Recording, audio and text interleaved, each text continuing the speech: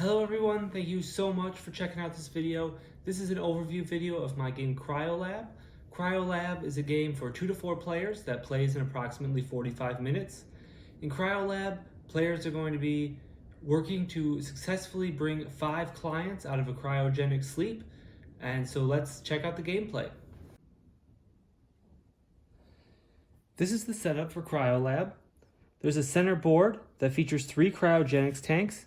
Each tank starts the game with 1 client. Each player gets a research lab card.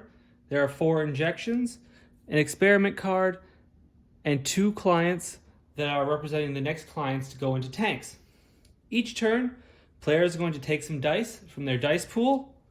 They're going to roll them, and they need to assign 1 die to a client, 1 die to an injection, and 1 die into their lab. Play is going to continue until a client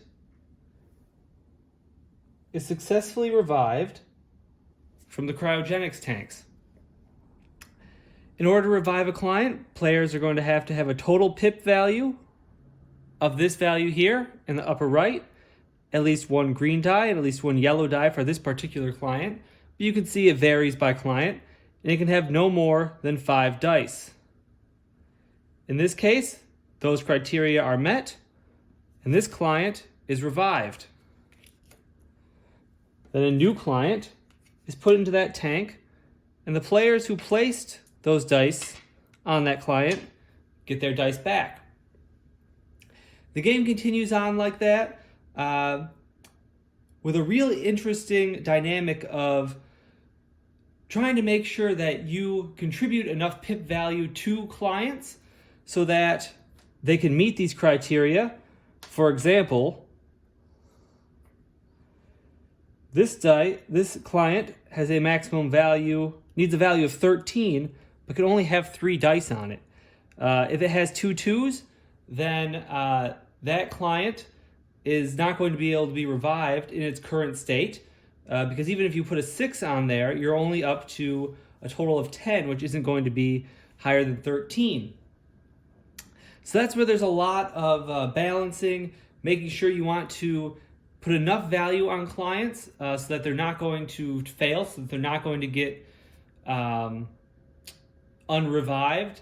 It's called failed in the game. But you also want to make sure that you can be the person who wakes up the client and get the most points out of it.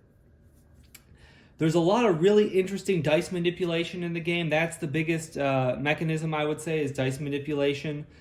That involves spinning dice up, increasing or decreasing the value, moving dice, whether that's from moving them to a lab, to an injection, from an injection into a client, moving them to different spots in your lab so you can combo and do different manipulations.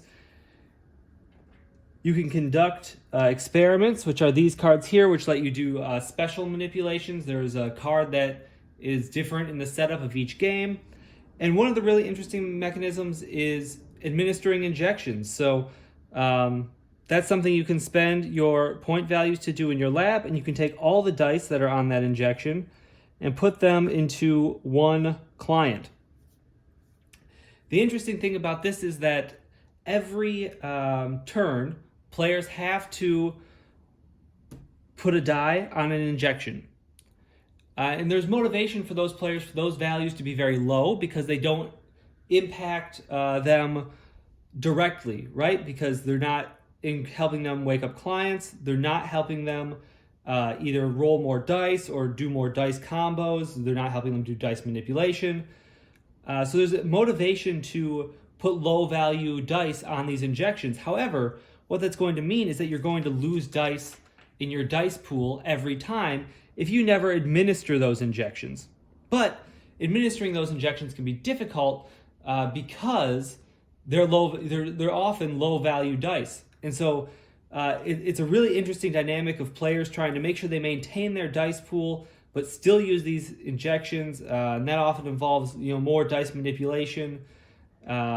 And when you do it right, it can be a real boost to that player because it's a large infusion of dice onto a client that maybe other players weren't expecting. So It's this really awesome game of manipulating dice and trying to balance when to try to move on a client and when not to, because all these clients are public. They're available to all players. And you get the most points if you are the one who wakes them up. There's also, on many of the clients, a little bonus down here for when they're revived. And that also allows you to have these little mini combos that go throughout the game and propel you as the game goes on. So it's a quick overview. I hope you enjoyed it. If you're interested, please reach out to me. It's an awesome game. And again, thank you very, very much for watching the video.